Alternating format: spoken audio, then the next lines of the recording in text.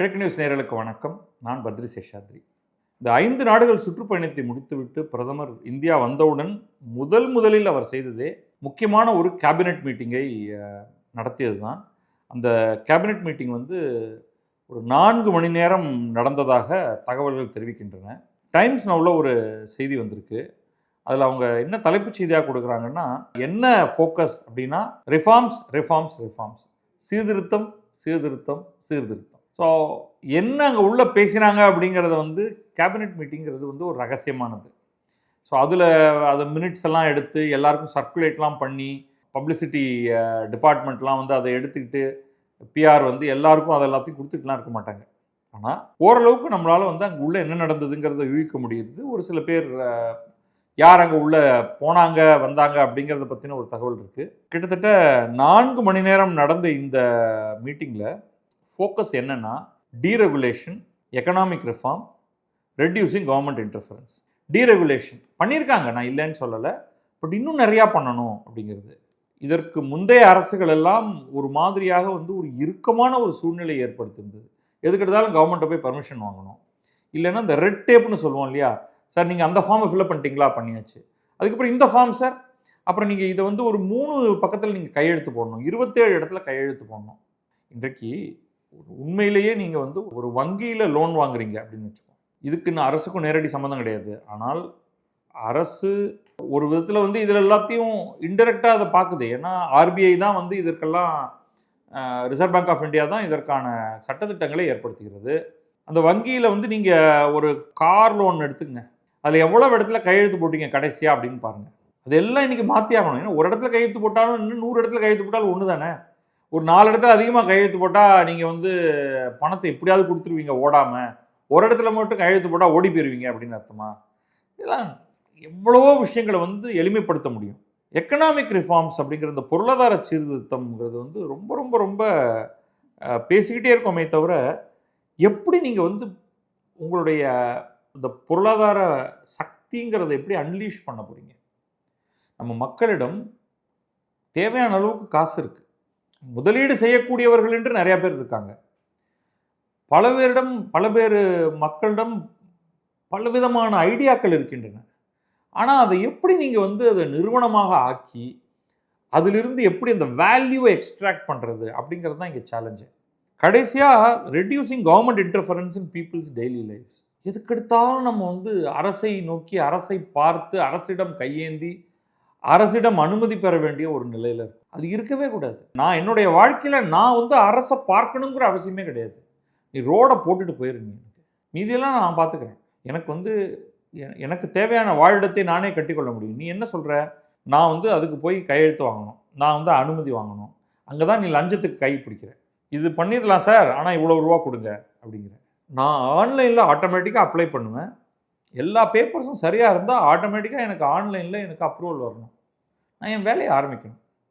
நான் தவறு செய்தால் அதுக்கு அப்ரோப்ரியேட் ஏஜென்சிஸ் இன்ஸ்பெக்ட் பண்ணி ஃபைன் போடு அல்லது அதை ஸ்டாப் பண்ண அந்த ஒர்க்கை. பட் நான் மாட்டுக்கு வெயிட் பண்ணி உட்காந்துட்டு நான் அப்ளை பண்ணியிருக்கேங்க, வர்றதுக்கு 6 மாதம் ஆகும், வர்றதுக்கு 3 மாதம் ஆகும்லாம் இருக்கவே கூடாது. எதை நான் அப்ளை பண்ணாலும் அது 1 வாரத்துக்குள்ளே அது முடிஞ்சாகணும். ஒன்று அக்செப்ட் பண்ணி, இல்லை ரிஜெக்ட் பண்ணு, சும்மா தொங்க விட்டுட்டு இருக்காது அப்படிங்கிறது தான். அரசு என்னுடைய வாழ்க்கையில் தலையிடவே கூடாது, அவ்வளவு எளிமையாக இருக்கணும். ஒவ்வொரு டிபார்ட்மெண்ட்டும், மத்திய அரசின் துறைகள் எல்லாம், இப்போ நம்ம பேசுகிறது மத்திய அரசு, இதுக்கும் மாநில அரசுக்கும் சம்மந்தம் இல்லை, மாநில அரசும் இதே போன்ற ஒரு எஃபர்ட் எடுத்துச்சுன்னா நல்லாயிருக்கும். அது என்ன நடக்குதுங்கிறத நம்ம பிறகு பார்ப்போம். மத்திய அரசை பொறுத்தவரை பல கமிட்டிகள், பல குழுக்கள் ஒவ்வொரு டிபார்ட்மெண்ட்லேயும் இப்போ இதை பற்றி பார்த்துக்கிட்டு இருக்காங்க. என்னென்ன ரெஸ்ட்ரிக்ஷன்லாம் நம்ம வைக்கணும், என்னென்ன ரெஸ்ட்ரிக்ஷன்லாம் நம்ம எடுக்கணும் அப்படிங்கிற மாதிரி. இதில் பிரதமர் மோடி அவர்கள் நம்முடைய அரசு தேவையின்றி மக்களுடைய வாழ்க்கையில் தலையிடக்கூடாது அப்படிங்கிற மாதிரி பார்த்துங்க என்று சொன்னதாக இந்த செய்தி அறிக்கை சொல்லுது. ஒவ்வொருத்தரும் இந்த அது நம்ம என்ன வார்த்தையில் சொல்கிறாங்கன்னா, ஈஸ் ஆஃப் லிவிங், நம்முடைய வாழ்க்கையை நாம் நடத்துவதில் தொல்லைகள் இல்லாமல் அது எளிதாக அது இருக்கணும். ஈஸ் எவ்வளவு எளிதாக அது இருக்கிறது அப்படிங்கிறது தான் அதில் முக்கியம். Reducing the compliance burden. நீ ஆதார கொடு, பேனை கொடு, பாஸ்போர்ட்டை கொடு, இதை கொடு, அதை கொடு அப்படின்னு நம்ம பேசிக்கிட்டே இருக்கக்கூடாது. எளிமைப்படுத்துங்கள், எல்லா அப்ளிகேஷன் ஃபார்மையும் எளிமைப்படுத்துங்கள், எல்லா கம்ப்ளைண்ட்ஸும் அரசு கம்ப்ளைண்ட்ஸ்னால் என்ன அப்படின்னா, அரசு சில குறைந்தபட்ச ஒரு சில கட்டுப்பாடுகளை விதித்திருக்கிறது. அதை நாம் வந்து அதன்படி நம்ம நடக்கணும்.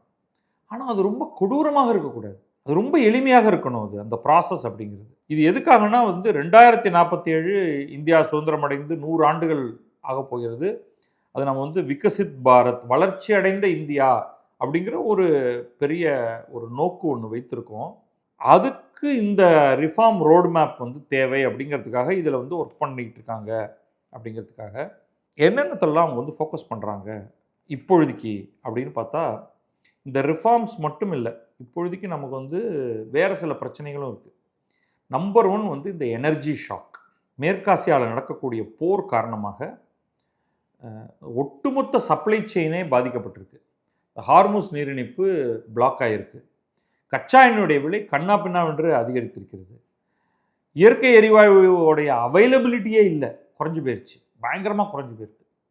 அப்போ இதோடைய காரணமாக அடுத்தடுத்து இந்த நாக் ஆன் எஃபெக்ட், நம்ம ஒவ்வொரு நாளைக்கும் இதை பேசிகிட்டு இருக்கும்போது இதை சொல்கிறோம், உர உற்பத்தி பாதிக்கப்பட போகிறது.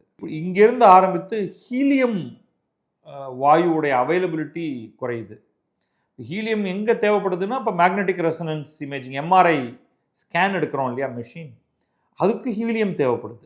எங்கெல்லாம் வந்து குறைந்த டெம்பரேச்சரில் ஒரு பொருளை வைத்திருக்கணுமோ அங்கெல்லாம் கிரையோஜெனிக் அப்படின்னு சொல்லுவோம். குறைந்த வெப்பத்தில் வைத்திருக்கணும் ஒரு பொருள் அப்படின்னா அதற்கு ஹீலியம் தேவைப்படுது. இப்படி பல இடங்களில் வந்து நமக்கு ஏதோ ஒரு குறைபாடு, இந்த உலகம் ஒரே அடியாக இயங்கி கொண்டிருந்தால்தான் பல விஷயங்கள் நடக்கும்.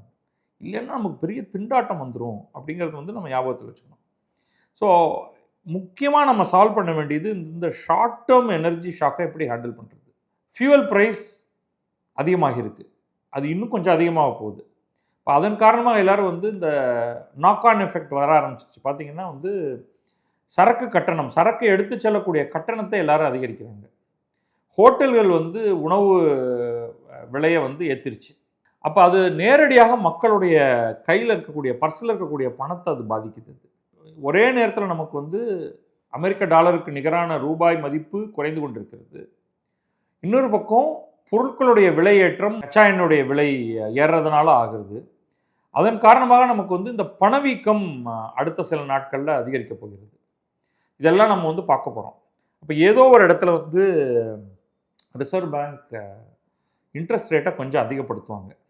இதெல்லாம் வந்து ஒரே நேரத்தில் நம்ம வந்து பாதிக்க போகிறது. ஆனால் இதை நம்ம எதிர்கொண்டு தான் ஆக வேண்டும். இது நிச்சயமாக நம்முடைய பொருளாதார வளர்ச்சியிலும் ஒரு தாக்கத்தை ஏற்படுத்தும். அதனால் இந்த மீட்டிங்கில் என்ன பேசியிருக்காங்க அப்படின்னா, ஷார்ட் டேர்ம் சப்ளை மெஷர் என்ன. இப்போ உட்காந்து வந்து நம்ம அடுத்த 10 ஆண்டுகளில் என்ன செய்வது, 2047 என்ன செய்வதுன்னா நீங்கள் பேசவே முடியாது. உடனடியாக நம்ம வந்து ஆயில், கச்சா எண்ணெயையும் இயற்கை எரிவாயையும் கொண்டு வரத்துக்கு என்ன பண்ணுறதுன்னு பார்க்கணும். ஸோ அதற்கான எஃபர்ட் ஒரு பக்கம். இன்னொன்று லாங் டேர்ம் எக்கனாமிக் ரிஃபார்ம். இது ஏன் லாங் டேர்ம் எக்கனாமிக் ரிஃபார்ம் தேவைப்படுது அப்படின்னா, நாளைக்கு இன்னொரு ஷாக் வரலாம்.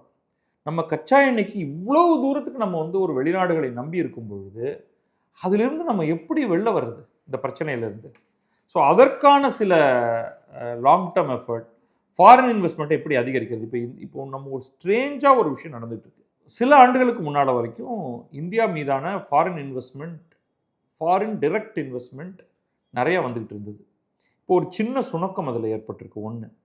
ரெண்டாவது, எஃப்டிஐ போல் ஃபாரின் இன்ஸ்டிடியூஷனல் இன்வெஸ்ட்மெண்ட் அப்படின்னு சொல்லுவோம். இந்தியாவை ஒரு ரிட்டர்ன்ஸ் தரக்கூடிய நிதி சந்தையாக பார்த்தல், இந்திய பங்கு சந்தையில் பணத்தை இன்வெஸ்ட் செய்கிறது அப்படிங்கிறதுல சில மாற்றம் ஏற்பட்டிருக்கு. ஏன்னா இந்திய பங்கு சந்தைகளுடைய ரிட்டர்ன்ஸ் வந்து ரொம்ப போராக இருக்குது. உலகின் வேறு இடங்களில் பங்கு சந்தையிலிருந்து அதிகமான அளவுக்கு ரிட்டர்ன்ஸ் வந்துட்டு இருக்கு.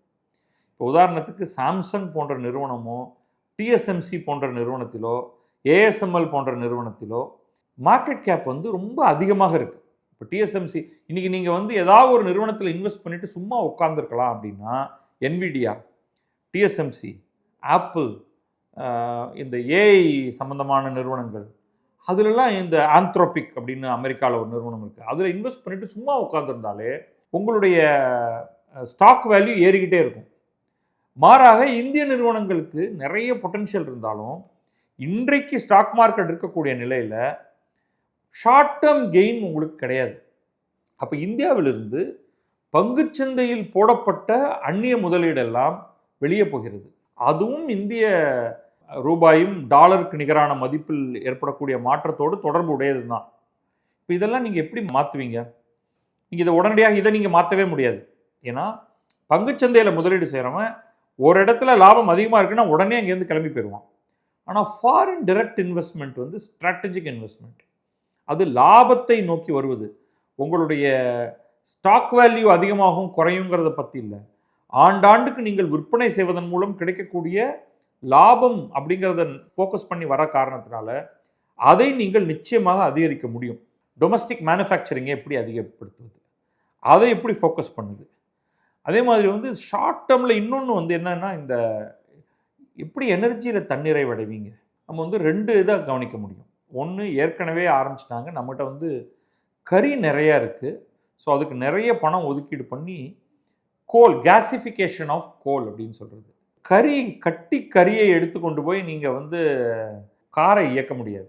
மாறாக அந்த கரியை உடைத்து அதை வந்து கிராக் பண்ணி அதை எண்ணெய் சுத்திகரிப்பு மாதிரி ஒரு கேசிஃபிகேஷன் பிளான்ட்டுக்குள்ளே எடுத்துகிட்டு போய் அதை வாயுவாக மாற்றுவது.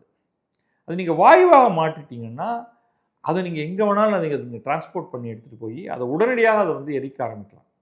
கறி மாதிரி அல்ல அது. ஸோ இதற்கு வந்து நம்ம நிறைய முதலீடுகளை செய்ய போகிறோம்.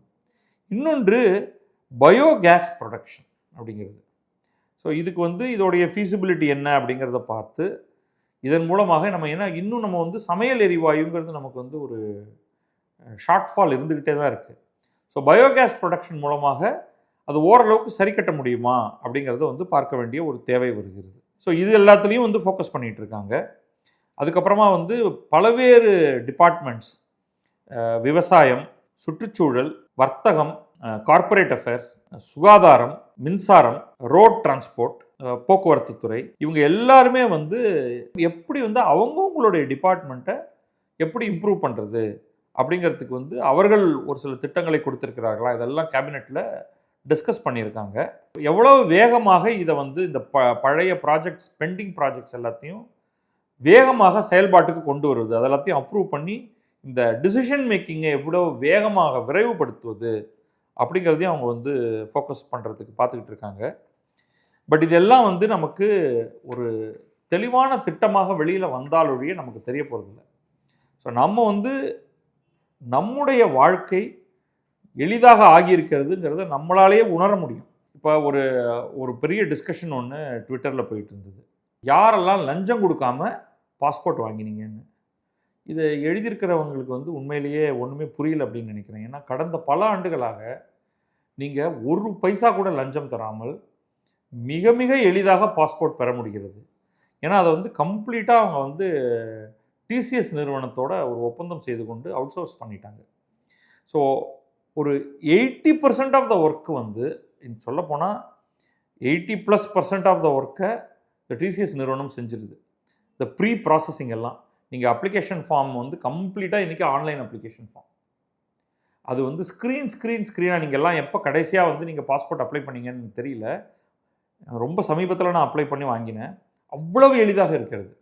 நீங்கள் அப்படியே ஒரு அப்பாயின்மெண்ட் ஃபிக்ஸ் பண்ணுறது வரைக்கும் கம்ப்ளீட்டாக ஆன்லைன் நீங்கள் பண்ணி முடிச்சுட்டு அதுவே வந்து ஒரு டாக்கெட் அது உருவாக்கிடுது. நீங்கள் அங்கே போனீங்கன்னா அது கரெக்டாக உங்களுக்கு ரெடியாக வச்சுருக்காங்க. நீங்கள் பாஸ்போர்ட் அலுவலர் தான் முதல்ல கவர்மெண்ட் ஆஃபீஸர் ஒருத்தரை நீங்கள் பார்க்குறீங்க. அவர் வந்து ஒரு 2 பேர் இருக்காங்க.